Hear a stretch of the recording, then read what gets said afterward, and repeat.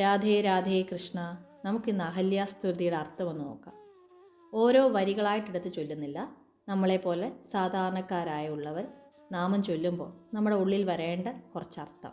ആരാലും കാണാതെ ഒരു കല്ലിൻ്റെ രൂപത്തിലിരിക്കുന്ന അഹല്യാദേവിയുടെ സർവ്വപാപങ്ങളും രാമ നീ ഇന്ന് ക്ഷമിച്ച് മുക്തി നൽകണമേ എന്ന് പറഞ്ഞുകൊണ്ട് വിശ്വാമിത്രൻ ശ്രീരാമസ്വാമിയുടെ തൃക്കൈ പിടിച്ച് ആശ്രമത്തിനുള്ളിൽ കൊണ്ടുപോയി ദേവിയെ കാണിച്ചു കൊടുക്കുന്നു.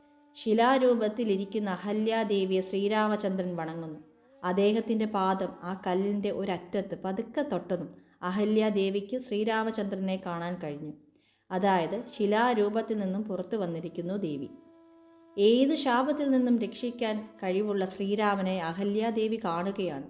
ഭഗവാനെ കണ്ട ആനന്ദം ആർക്കാണ് പറഞ്ഞറിയിക്കാൻ കഴിയുന്നത്? തൻ്റെ ഭർത്താവായ ഗൗതമ മുനി പറഞ്ഞ വാക്കുകൾ ദേവി ഓർത്തു. നിശ്ചയമായും ഇദ്ദേഹം ജഗൽപതിയായ ശ്രീനാരായണൻ തന്നെ എന്ന് മനസ്സിലാലോചിച്ചു. പിന്നീട് അവിടെ നിന്നും എഴുന്നേറ്റ് ഗംഗാജലം എടുത്ത് ഭഗവാന്റെ പാദപൂജ ചെയ്യുകയും സാഷ്ടാംഗം വീണ് നമസ്കരിക്കുകയും ചെയ്യുന്നു. ഭഗവാനെ കണ്ട പരമാനന്ദത്തിൽ ശരീരം വിറയ്ക്കുന്നുണ്ട്. നിറഞ്ഞ ഭക്തിയോടുകൂടിയും നിറ കണ്ണുകളോടുകൂടിയും ഭഗവാനെ സ്തുതിക്കാൻ തുടങ്ങി. രുദ്രൻ, ബ്രഹ്മാവ് എന്നിവർ പോലും ഭഗവാന്റെ കാലുകളിൽ നിന്നും വരുന്ന പൊടി എങ്കിലും ലഭിച്ചിരുന്നെങ്കിൽ എന്ന് ആഗ്രഹിക്കുമ്പോൾ എനിക്കിന്ന് ആ പാദസ്പർശം ലഭിച്ചു. ഇതിന് ഞാൻ എന്ത് പുണ്യം ചെയ്തു ഭഗവാനെ? ഈ പ്രപഞ്ചം മുഴുവൻ നിറഞ്ഞു നിൽക്കുന്നതും എന്നാൽ ശൂന്യവുമായ പരബ്രഹ്മമേ, ദേവലോകത്തെ പോലും ശുദ്ധമാക്കുന്ന അങ്ങയുടെ പാദസ്പർശം ഇന്ന് എനിക്ക് ലഭിച്ചല്ലോ. വൈകുണ്ഠവാസിയായ അങ്ങയുടെ സ്പർശനം ലഭിക്കാൻ മാത്രം ഞാൻ പൂർവ്വജന്മത്തിൽ എന്ത് പുണ്യമാണ് ചെയ്തത്? ഞാൻ ഈ അനുഭവിക്കുന്ന ആനന്ദം ഭഗവാനിൽ മനസ്സുറപ്പിക്കാത്തവർക്ക് മനസ്സിലാവുകയുമില്ല. ശുദ്ധനും സത്യവുമായ അങ്ങയ്ക്ക് ആദിയും അന്തവുമില്ല. അങ്ങനെ ഉള്ള അങ്ങയെ ഞാൻ ഇനി എന്നും ഭജിക്കും. ഒരാവശ്യത്തിന് വേണ്ടിയല്ല, പരമമായ ഭക്തി കൊണ്ട് മാത്രം ഞാൻ അങ്ങയെ പ്രാർത്ഥിക്കും.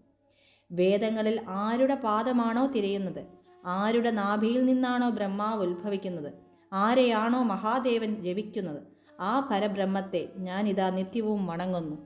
നമ്മുടെ സർവ്വപാപങ്ങളെയും നശിപ്പിച്ചു കളയുന്ന പരബ്രഹ്മത്തെ നാരദമുനിയും ബ്രഹ്മദേവനും സരസ്വതി ദേവിയും നിത്യവും ബ്രഹ്മലോകത്തിൽ വാഴ്ത്തിപ്പാടുന്നു. ലോകത്തിലുള്ള എല്ലാത്തിനോടുമുള്ള ആഗ്രഹങ്ങളും ആസക്തിയും തീർന്നു വരുവാനായി ഞാൻ രാമദേവനെ ആശ്രയിക്കുന്നു. അങ്ങ് മാത്രമാണ് ഈ പ്രപഞ്ചത്തിൽ എന്നും നിലനിൽക്കുന്നത്.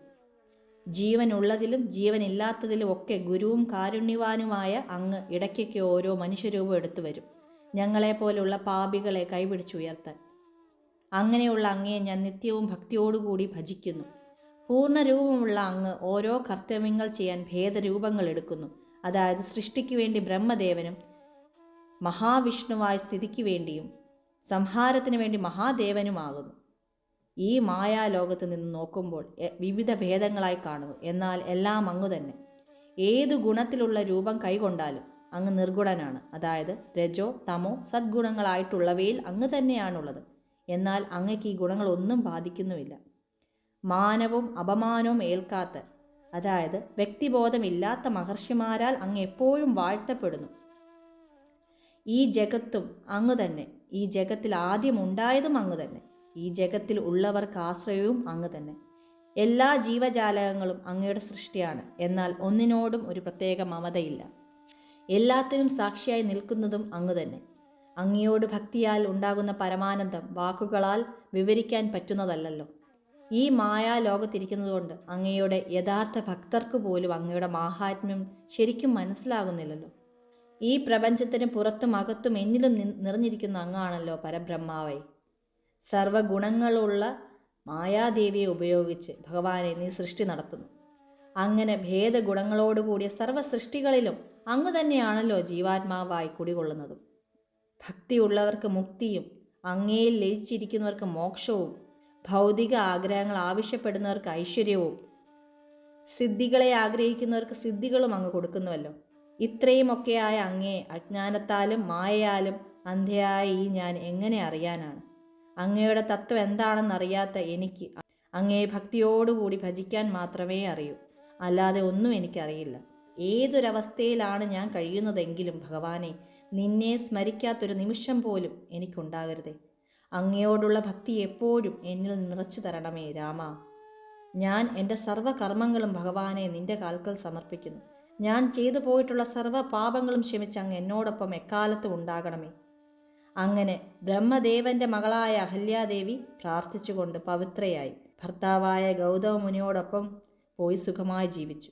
ഈ സ്തുതി ഭക്തിയോടുകൂടി ജപിക്കുന്നവർക്ക് ഭഗവാനിൽ നിന്നുള്ള പരമമായ ആനന്ദം ലഭിക്കും. മാത്രമല്ല, ലോകത്തുള്ള എന്ത് നല്ല ആഗ്രഹങ്ങളും സാധിക്കും. നല്ല പുത്രീപുത്രന്മാരുണ്ടാകും.